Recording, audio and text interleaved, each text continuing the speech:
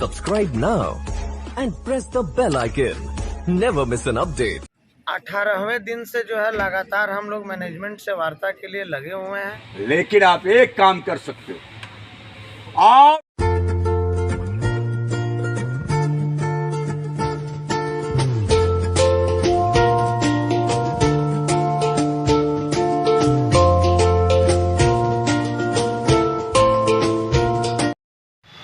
उपस्थित सभी साथियों, हम सबका स्वागत करते हैं। आप लोगों को इस तरह का अपने नियोजन की मांग को लेकर के विगत 15-20 दिन से धरना पर इस कोयला भवन के मुख्य द्वार पर बैठे हुए देखते हैं।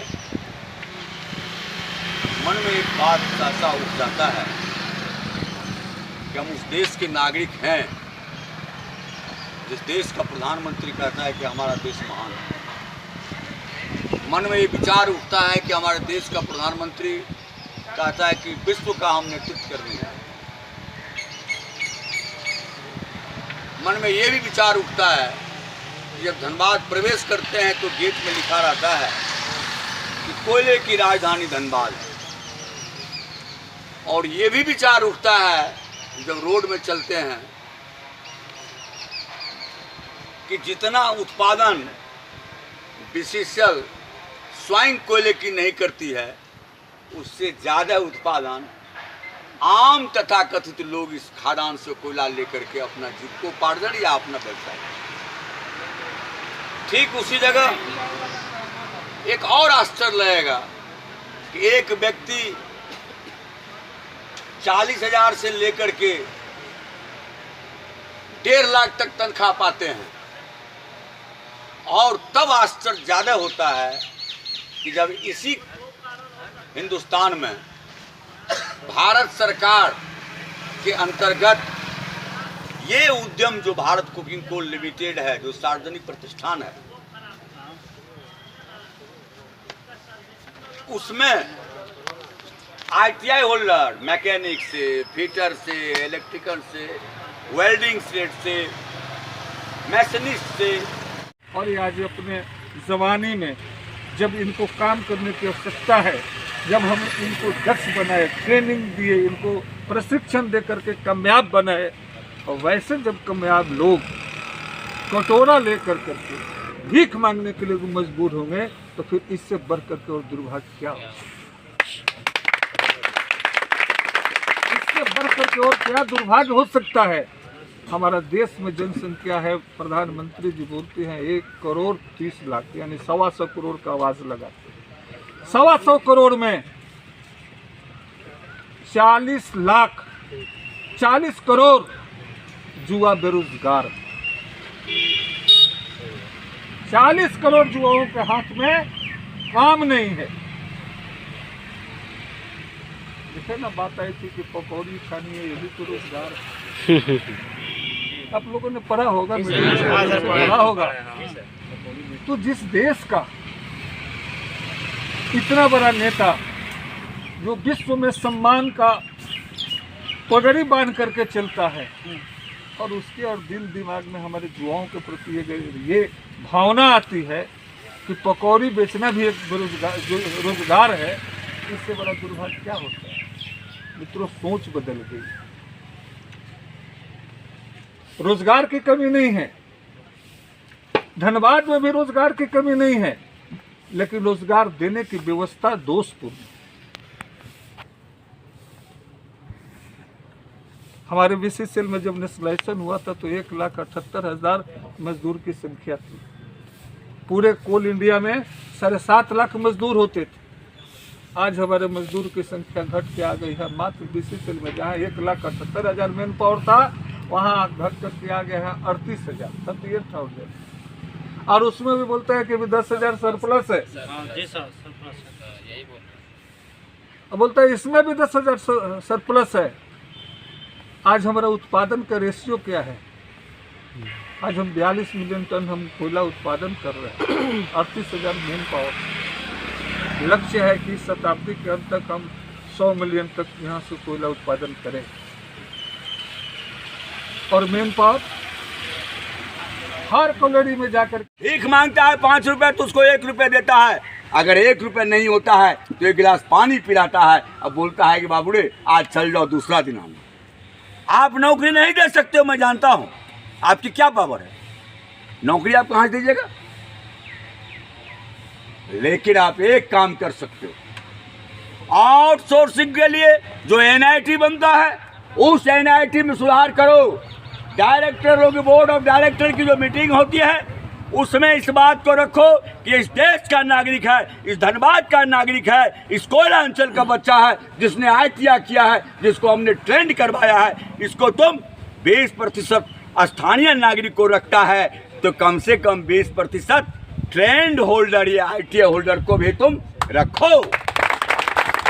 ठीक है, सरकारी नौकरी नहीं होगा लेकिन SPC का वेतन तो मिलेगा।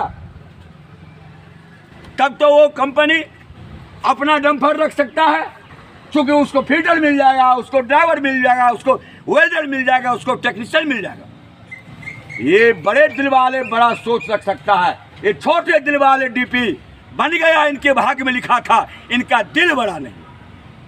इसलिए साथियों, अप्रेंटिस के तमाम साथियों से हम कहेंगे घबराना नहीं है, न रहो न निराश करो मन को, कुछ काम करो कुछ नाम करो। देश का सबसे बड़ा शासक कौन है?